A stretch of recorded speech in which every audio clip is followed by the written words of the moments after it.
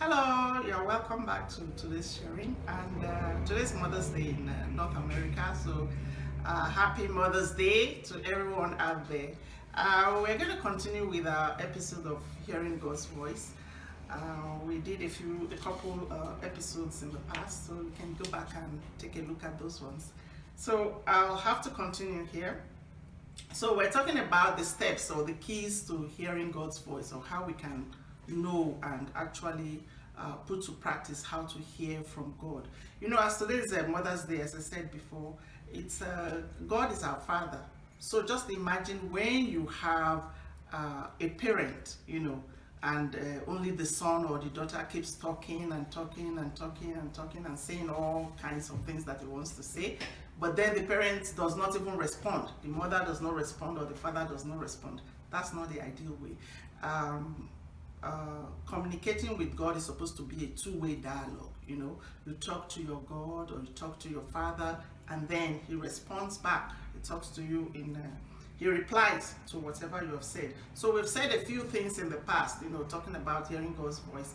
Where I also said that the physical senses are so vivid because we are in the physical world. So it's so vivid. We talk about the smell, the touch, the hearing, the seeing, and all of those, because we have all the physical senses established and we can see all of those things. But when we talk about the spiritual senses, it's kind of abstract because it's difficult to conceptualize, you know. So as I heard somebody say in the past that it's good for believers to say that we are spirit beings having a body, rather than saying that we are physical people having a spirit, you see? So the emphasis is on the spirit because God is a spirit. So we are actually spirit beings. So we should look at ourselves as spirit beings. The focus should be on the spirit. I know it's difficult to comprehend, but with time you get to understand.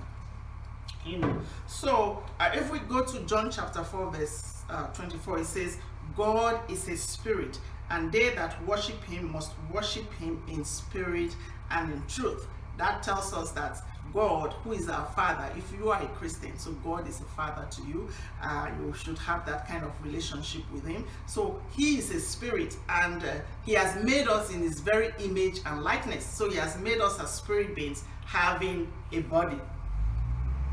So I just have an example to give. You know, I'm trying to bring out a point here, is that the spiritual senses has to be exercised. It has to be trained. You know, I went recently to the gym, and you know, I was just I got a personal fitness trainer or whatever, I don't know what you call them, somebody who supervises you in the gym. And so the lady was telling me, oh, do this. She was trying to say, oh, I want you to have this strength, tensile strength, you know, like arms, and strengthen your arms and your muscles. So she was telling me, push down, do this, do this. So as I was doing all of those stuff, suddenly I was just having pain in my arm. It's like I had a cramp in my arm. So I just went somewhere to just go grab my bottle of water to drink. So she was saying, hey Esther, come back here. This thing has to be done in quick succession. I said, what? I have to take care of this pain. I'm having pain right now. You can't tell me to be doing this. Just give me a few minutes. She said, oh, so sorry, I didn't know you had some cramps, you know. And I looked at other people, some very young ladies. They were there just exercising and doing it effortlessly. It's because they've been doing this over the years, and it's like part and parcel of them now. So it was no problem. But me, because I've not been doing this like so regularly, so now just a little bit of pressure, I'm not having cramps, I just like, ugh, you know. So what I'm trying to say is that our spiritual senses has to be exercised. So the more we exercise, the more we train it, it comes into reality, and then we begin to enjoy that relationship that God actually wants to have with his children. And another example I want to give here is when Jesus Christ was teaching his disciples. He taught them how to pray. The disciples were asking, Master, please teach us how to pray. And Jesus taught them, and he said, Our Father. What is he trying to bring into play there? He's trying to tell us that we are supposed to have a relational, we should have that relationship with God, who is our Father. It's not like I hear some people sometimes, they say, oh, well, I just went to that chapel and I had to talk to the big guy up there. What? Who is the big guy up there? Who are you referring to? We have to revere our God. We have to give him due reverence, for he's our creator, he's our master, he's your savior, he's everything to you. He is the one that giveth life. He takes life, he brings life. So that due reverence should be given unto him. And not, he doesn't want us to have that kind of relationship of, oh, I fear him, in the sense of, oh, there's punishment or something like that, in the kind of fear. But this is a situation of reverence with love, reverential love. That's the kind of relationship he wants us even to have. So when we have that kind of relationship with him, he's pleased.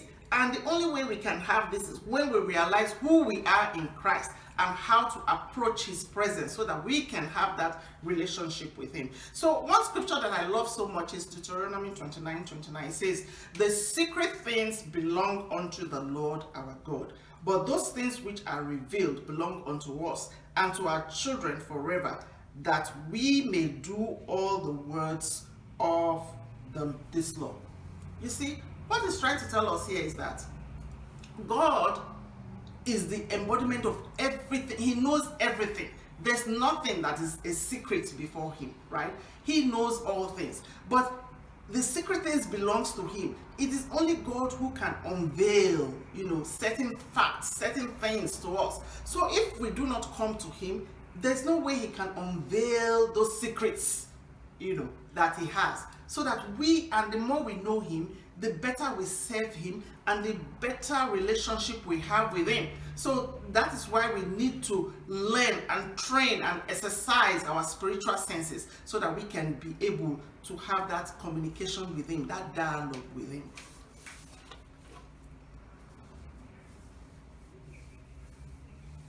So as God reveals himself to us, that is the spirit realm, it becomes more real. The more time we spend with him, the more we get to understand who he is to us. Okay. This issue of knowing and hearing God's voice is just like knowing the will of God. When I was much younger, I used to be so worried because I want to know God's will. I'll be saying, oh, I don't know if this thing I want to do is God's will. I'm not sure if it's God's will. God's will is very easy. God's will, as I grew older, I got to understand that God's will is very simple. God's will is whatever pleases the Lord. That is God's will.